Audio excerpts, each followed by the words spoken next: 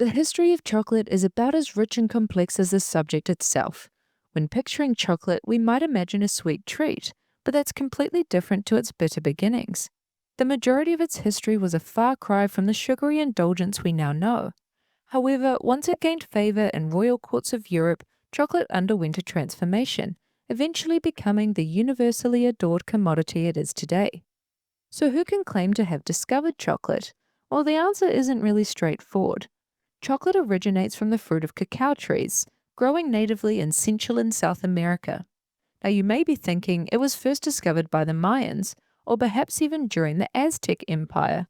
And although that's where we find a lot more solid evidence of its use, its remnants have been found in fragmented pottery belonging to an even older civilization, the Olmecs.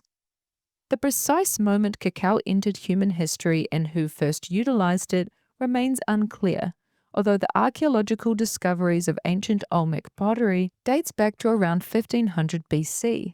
This suggests that Olmecs used cacao, possibly to create a ceremonial drink. However, lacking a written record, it's debated whether they used the cacao beans themselves or if they simply used the sweet pulp of the cacao pod. The Olmecs had a massive impact across Mesoamerica and most likely passed their knowledge of cacao to the Maya civilization, where the first evidence shows its use as early as 600 BCE. The Maya not only consumed chocolate but held it in incredibly high regard. Their written history documents its use of chocolate drinks in celebrations and ceremonies. Despite its importance in Mayan culture, it doesn't seem chocolate was exclusive to the elite, but rather it was widely accessible and many Mayan households enjoyed it. Mayan chocolate could be enjoyed with many different flavors, as ancient writing mentions fruity and bitter drinks. However, it was typically enjoyed warm, thick, and frothy in cups especially made for their sacred cacao drink, often combined with ingredients like chili peppers and spices. It's important to note that not all chocolate flavorings were for taste, but rather medicinal reasons. There's even been cacao found in cups and pottery in ancient tombs for the royal and elite of Maya Empire, showing its importance not just in this life, but in the next too. The Aztecs also had a great level of admiration for cacao. Similar to the Maya, they believed that the cacao tree was a gift from their gods. They enjoyed the stimulating effects of spiced chocolate beverages. Unlike their Mayan counterparts, it seems they mostly enjoyed their chocolate cold. There is some speculation that it was seen as an aphrodisiac. There's also speculation that it might have been falsely thought to be hallucinogenic. However, these assumptions have never actually been confirmed. The Aztecs also used cacao beans as a form of currency, trading them for food and other goods and transporting them in large canoes, which is why we can find remnants of chocolate in places and amongst civilizations where it would have been impossible to grow cacao trees. In Aztec society, cacao beans were considered more valuable than gold. Aztec chocolate, which they called chocolato, was primarily a luxury enjoyed by the upper classes, although those of a lower status might partake occasionally during events like weddings. Soldiers were also given chocolate as rations as a reward for their service.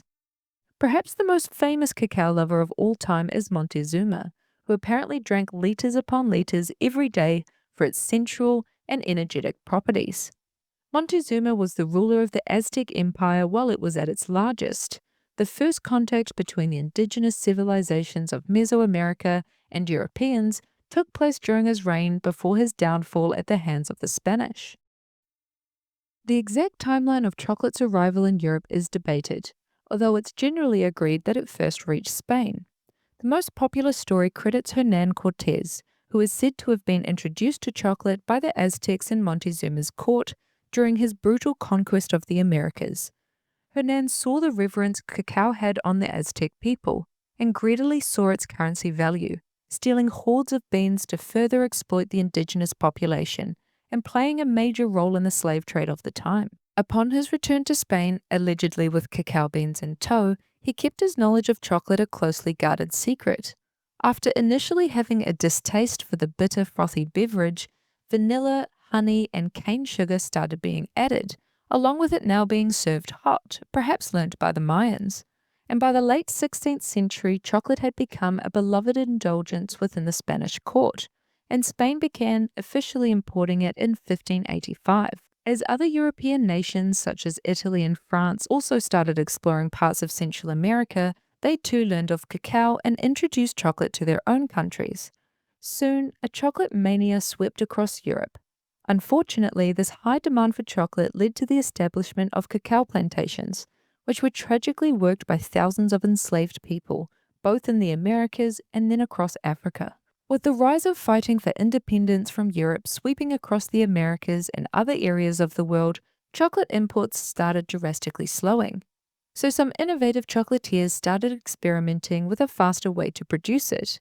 They invented a press that could remove fat from cacao, accidentally making cacao butter. The remaining chocolate was then easier to mix with water.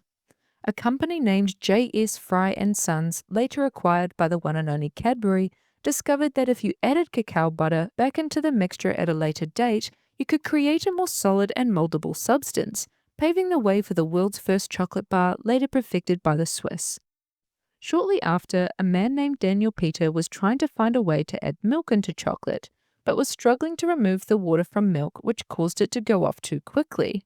That is until he partnered with his neighbor, Henry Nestle, who had only just recently made his fortune in milk powder. The first milk chocolate was born from this partnership, and the Nestle company was quickly formed and successful. I would be remiss not to mention the pivotal role marketing played in chocolate's ever-growing popularity. Advertising solidified chocolate's partnerships with holidays such as Easter, Christmas, and of course Valentine's Day. Cadbury was the first company to produce a heart-shaped chocolate box, and mixed with chocolate's sensual history, it became synonymous with love and affection. With an estimated $2.5 billion spent on Valentine's Day candy in the US alone. The story of chocolate is ultimately a human one, of discovery, adaptation, and ingenuity. It connects us to ancient rituals, royal courts, and the struggles of countless individuals who shaped its journey.